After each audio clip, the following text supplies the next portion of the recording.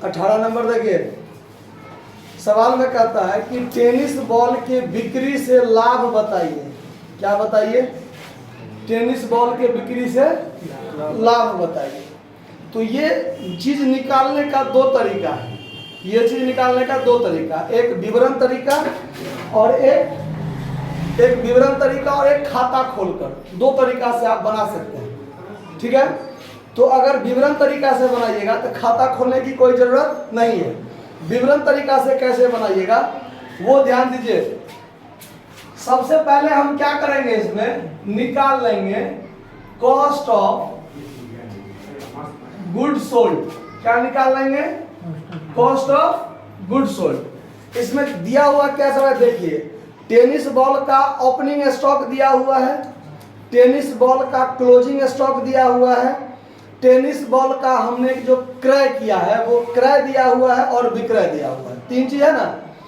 तो सबसे पहले यह देखिए कि हमारे पास ओपनिंग स्टॉक पहले से था, हमने कुछ खरीदा भी और फिर हमारे पास कुछ बचा हुआ भी है ना। तो हमारे पास जो पहले से है और हमने जो खरीदा है वो टोटल हो गया। अंत में जो बचा हुआ है ही, जो क्लोजिंग स्टॉक है, वो तो बिका नहीं, तो वो जब हम घटा लेंगे तो बाकी का राशि क्या बचेगा कि जितना का मैंने बेचा। तो यहाँ हम सबसे पहले निकालेंगे कॉस्ट ऑफ गुड सोल्ड। तो कॉस्ट ऑफ गुड सोल्ड बराबर क्या होता है कि सबसे पहले लिखेंगे ओपनिंग स्टॉक। क्या लिखेंगे? Opening stock plus purchase plus minus closing stock minus, यानी हमने जितना का बेचा उसका कॉस्ट कितना, पहले हम ये निकालना चाहते हैं। तो हमारे पास ओपनिंग स्टॉक पहले से कितना था वो देखिए। हमारे पास ओपनिंग स्टॉक पहले से 400 का था, हमने खरीदा कितना का? 4000 का।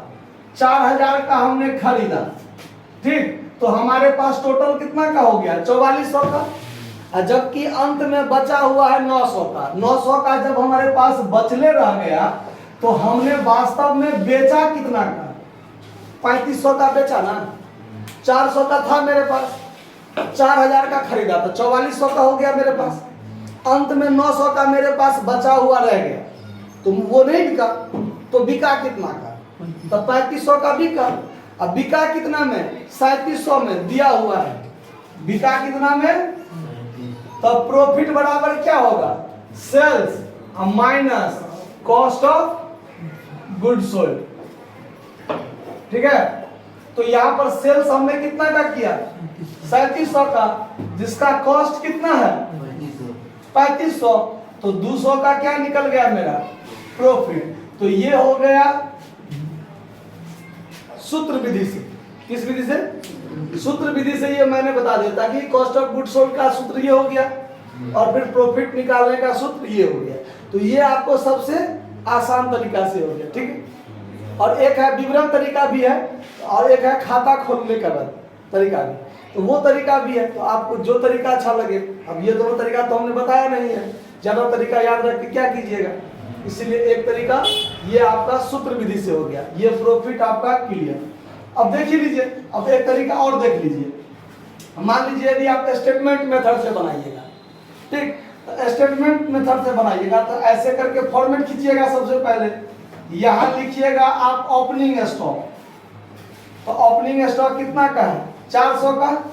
देखिए कैसे बनेगा, इसमें आप ऐड कीजिएगा परचेज, तो परचेज ऐड कीजिएगा तो 4000, टोटल हो गया 4400। फिर लेस कीजिएगा क्लोजिंग स्टॉक, समझे बात? तो क्लोजिंग स्टॉक कितना का है? 900 का। तो यहां जो 3500 निकला ये हो गया कॉस्ट ऑफ गुड सोल्ड। इसमें ऐड कीजिएगा प्रॉफिट, तब होगा यहां पर कौन चीज? सेल्स। तो सेल्स दिया हुआ है 3700। अब सेल्स में से ये कॉस्ट ऑफ गुड सोल्ड घटेगा तो अंतर क्या निकलेगा? प्रॉफिट। आया बात समझ में? तो ये हो गया आपका स्टेटमेंट मेथड से। इसी सेम चीज से अब खाता विधि भी देख लीजिए। अब यहां पर मान लीजिए हम टेनिस बॉल अकाउंट खोलेंगे। क्या खोलेंगे? तो ये हमारा क्या है? संपत्ति है ना। संपत्ति है तो ये डी आ रही है। सबसे पहले डेबिट में क्या लिखिएगा, टू बैलेंस, हमारे पास जो ओपनिंग स्टॉक पहले से था। उसके बाद हमारे पास जो अंतिम में बचता है वो क्या होता है, बाय बैलेंस सी डी 900, दो चीज है। उसके बाद हमने जो खरीदा तो कहाँ होगा, डेबिट में। जिसका खाता डेबिट से खुलता है, अगर उसमें वृद्धि होगा तो किधर से, डेबिट से।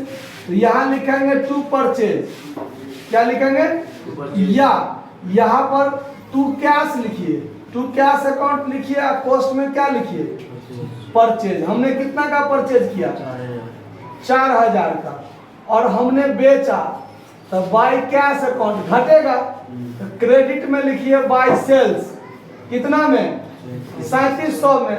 अब दोनों साइड का जोड़ क्या होना चाहिए, बराबर। अगर बराबर नहीं होता है तो अगर क्रेडिट में घटेगा तो लॉस होगा, डेबिट में घटेगा तो प्रॉफिट होगा। कैसे, तो ये दोनों को अगर जोड़िए तो क्या होगा, 4600, तो 4600 इधर भी होना चाहिए ना।